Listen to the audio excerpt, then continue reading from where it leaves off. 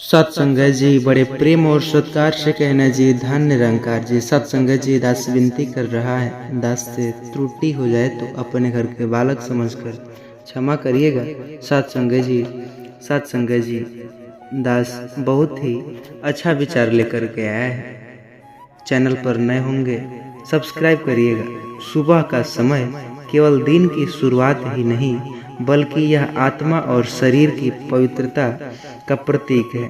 शास्त्रों में कहा गया है, प्रातः काले कृतम स्नानम आयुष्मान बलवर्धनम, अर्थात जो व्यक्ति प्रातः काल का स्नान करता है उसके जीवन में लंबी आयु, शक्ति और समृद्धि आती है।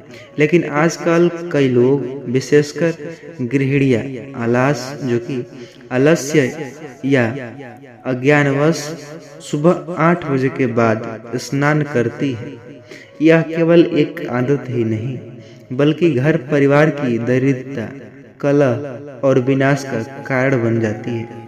इसी सत्य को समझाने के लिए मैं आपको एक सच्ची घटना पर आधारित कहानी लेकर आया हूँ, जिसे सुनकर के आप भी चौंक जाएंगे। झकझोर देने वाली सच्चाई जैसी कथा सुनाता हूँ। आइए बिना देरी किए कथा की ओर चलता हूँ। उससे पहले चैनल पर नए होंगे सब्सक्राइब करिएगा और विनती है आपसे वीडियो को अंत तक जरूर देखिएगा। भगवान कृपा करेंगे आप पर, निरंकारी की असीम कृपा होगी। कहते हैं उत्तर भारत के एक छोटे से गांव धर्मपुर में सीता नाम की एक महिला रहती थी। उसका पति रामदेव खेती बाड़ी करता और 2 बच्चों थे उनके। सीता स्वभाव में धार्मिक थी, पूजा पाठ करती थी, परंतु उसमें एक बहुत बड़ी कमी थी। वह हमेशा देर से उठती थी और स्नान भी सुबह 8-9 बजे के बाद ही करती। गांव की औरतें प्रातः काल स्नान करके तुलसी में जल चढ़ाती, आंगन बुहारती, भगवान का भजन करती और घर में पवित्रता बनाई रखती। परंतु सीता अक्सर कहती, इतनी सुबह उठकर नहाने से क्या फायदा, दिन भर तो काम ही करना है, थोड़ी देर के बाद ही नहाऊंगी तो क्या हो जाएगा। यह सोचकर धीरे धीरे उसके मन में दरिद्रता और संकट को आमंत्रित करने लगी। सत्संगत जी, अक्सर आपके भी मन में यह सवाल उठता होगा, चलो बाद में नहा लेते हैं, लेकिन कितना ज़्यादा आपके जीवन की गहराई को ले जाएगा आप यकीन नहीं करेंगे।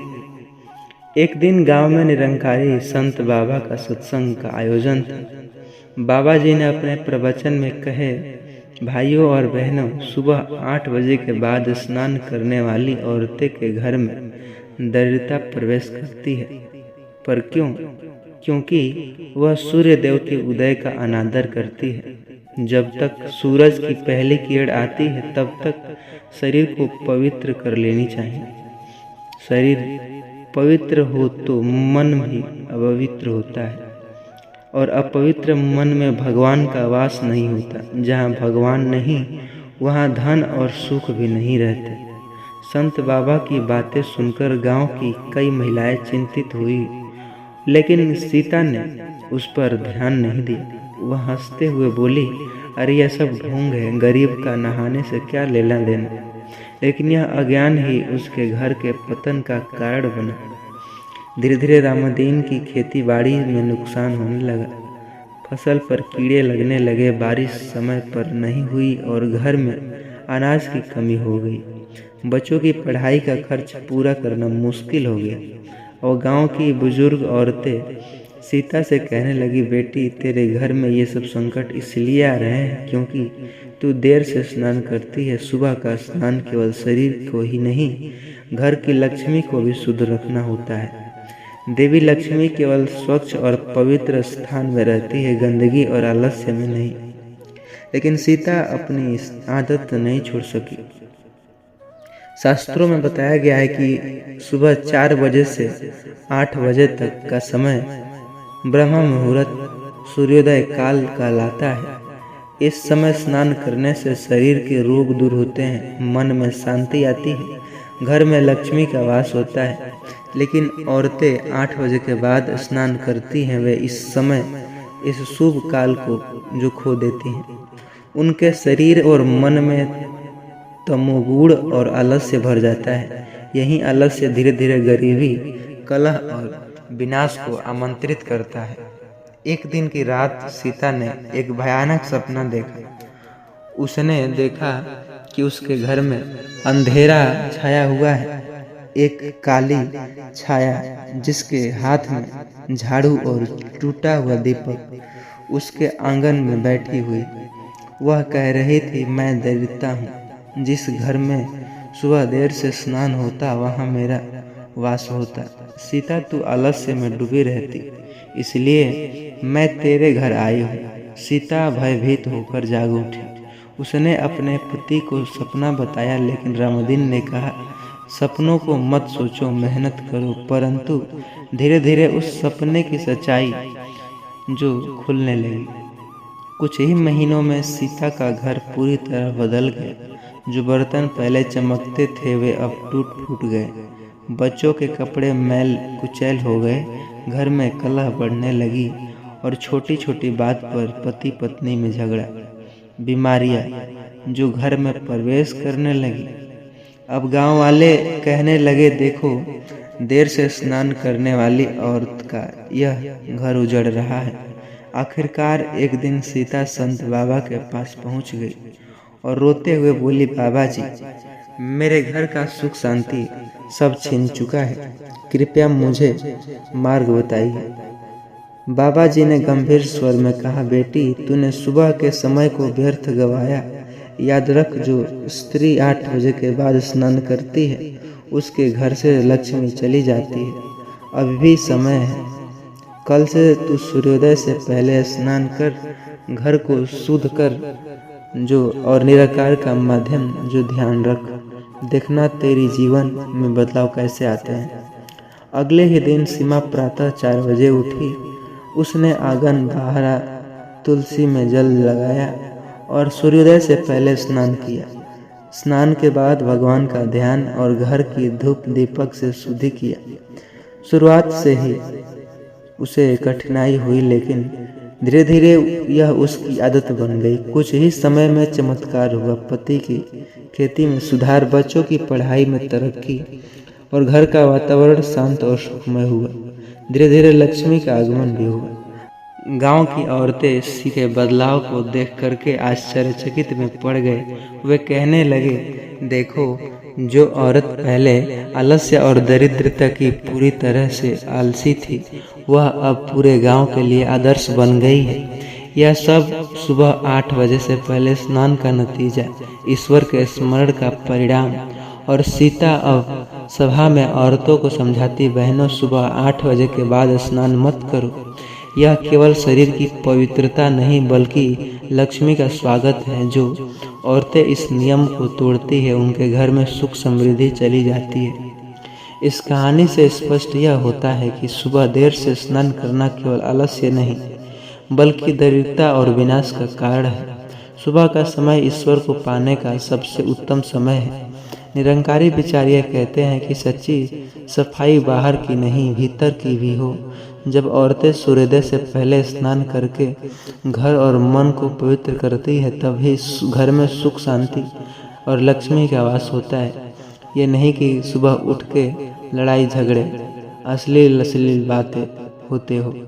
जिस घर में उस घर में कभी लक्ष्मी का वास नहीं होता। सुबह 8 बजे के बाद स्नान करने वाली औरत अपने घर के लिए दरिद्रता और कलह को आमंत्रित करती है। अतः प्रत्येक महिला को चाहिए वह प्रातः उठकर स्नान करे, घर में शुद्धि करे और निरंकारी का ध्यान करे, तभी उसका जीवन सुख संपन्न और शांतिपूर्ण होगा। तो साथ संगत जी, आशा करते हैं यह वीडियो आपको पसंद आई होगी, तो प्लीज़ चैनल पर नए होंगे सब्सक्राइब करिएगा और इस वीडियो को मित्रों के साथ व्हाट्सएप के जरिए शेयर ज़रूर करिएगा ताकि हर कोई सुबह 8 बजे से पहले नहाने का सच्चाई जान सके। साथ संगत जी, प्रेम और सत्कार से कहना जी, धन निरंकार जी। चैनल पर नए होंगे सब्सक्राइब करिएगा, बेल आइकन को दबाइएगा और हाँ, कमेंट में धन निरंकार अवश्य लिखिएगा। साथ संगत जी, कहानी जो कि निरंकारी में पैर क्यों छूते हैं, सदियों से भारत में पैर छूना समान प्रतीक माना गया है। बच्चे माँ बाप के पैर छूते हैं, शिष्य गुरु का पैर छूता है, छोटे बड़े का आशीर्वाद लेने के लिए झुकते हैं।